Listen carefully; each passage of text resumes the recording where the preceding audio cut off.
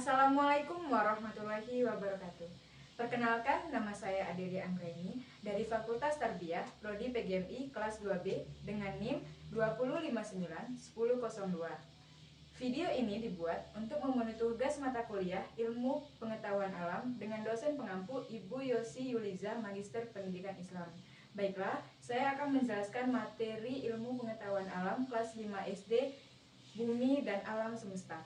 Materi yang pertama yaitu proses pembentukan tanah karena pelapukan. Tanah di lingkungan kita ternyata berasal dari bebatuan. Batuan-batuan tersebut mengalami pelapukan menjadi butiran-butiran halus. Butiran-butiran halus tersebut mengumpul menjadi tanah. Sebelum proses pelapukan tanah, kita ketahui jenis-jenis bebatuan terlebih dahulu.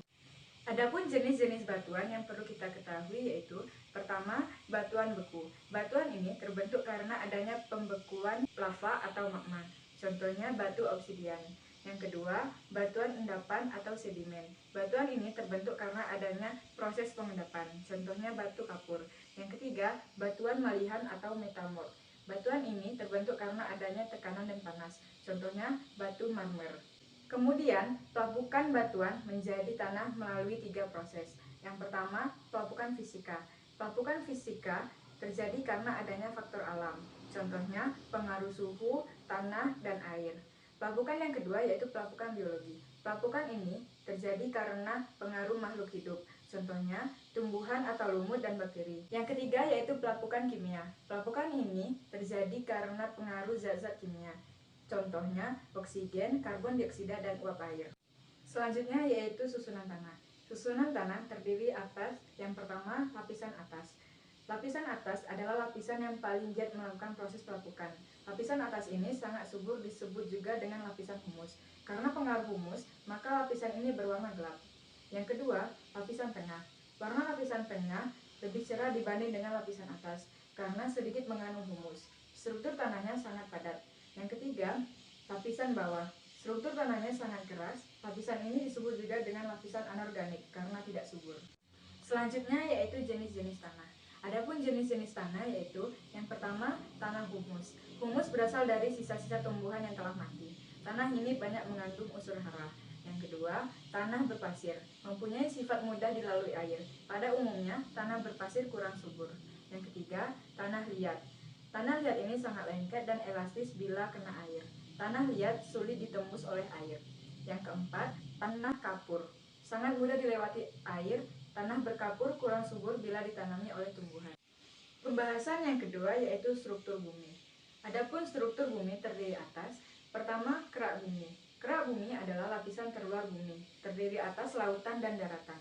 Ketebalan kerak bumi berkisar antara 6 hingga 70 km. Yang kedua, mantel bumi atau selubung bumi, berada di bawah kerak bumi. Yang ketiga yaitu inti bumi, terdiri atas inti luar dan inti dalam. Inti luar memiliki ketebalan 2000 km, suhunya kurang lebih 2200 derajat Celcius, merupakan lapisan dalam bentuk cairan.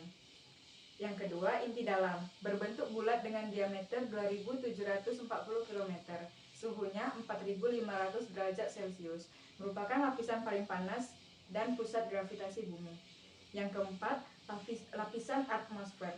Atmosfer adalah lapisan gas yang menyelubungi bumi, ketebalannya sekitar 640 km.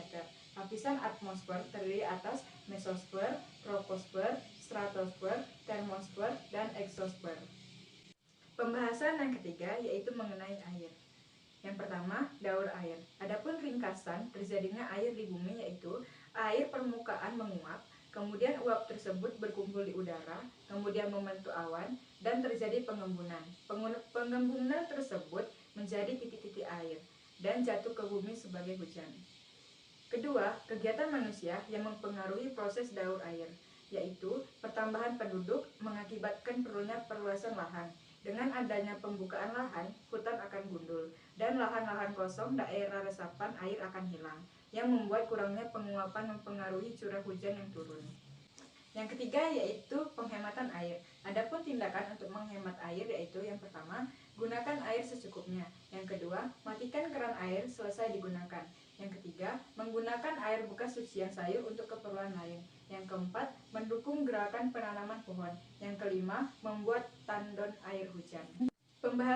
keempat yaitu peristiwa alam di Indonesia. Yang pertama, gempa bumi. Gempa bumi ialah getaran permukaan bumi oleh kekuatan dari dalam bumi. Alat untuk mengukur gempa yaitu seismograf dengan satuan skala Richter. Gempa bumi terdiri dari 3, yaitu gempa tektonik, terjadi karena pergeseran kerak bumi. Yang kedua, gempa vulkanik, terjadi karena letusan gunung berapi. Yang ketiga, gempa laut, jika pusat gempa terletak di dasar laut. Peristiwa alam yang kedua yaitu gunung berapi. Gunung berapi dapat meletus. Gunung meletus terjadi akibat kegiatan dapur magma. Dapur magma terletak di bawah gunung atau perut bumi. Magma adalah campuran batuan-batuan dalam keadaan cair, liat, serta sangat panas. Yang ketiga, banjir. Banjir dapat terjadi pada saat musim hujan. Cara mencegahnya yaitu yang pertama, membuang sampah pada tempatnya. Yang kedua, pembuatan selokan. Yang ketiga, tidak mendirikan bangunan di sepanjang sungai. Yang keempat, gerakan menanam pohon. Yang kelima, reboisasi. Pembahasan yang kelima yaitu kegiatan manusia yang dapat mempengaruhi permukaan bumi. Yang pertama, perkotaan. Karena kota mendapatkan kunjungan orang dari berbagai daerah, kota biasanya merupakan pusat pemerintahan. Yang kedua, pertanian. Lahan pertanian banyak dibuka sebagai usaha manusia. Yang ketiga, waduk atau bendungan.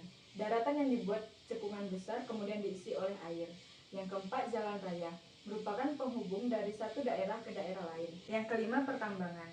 Pengambilan bahan tambang dengan cara membuka lapisan permukaan bumi.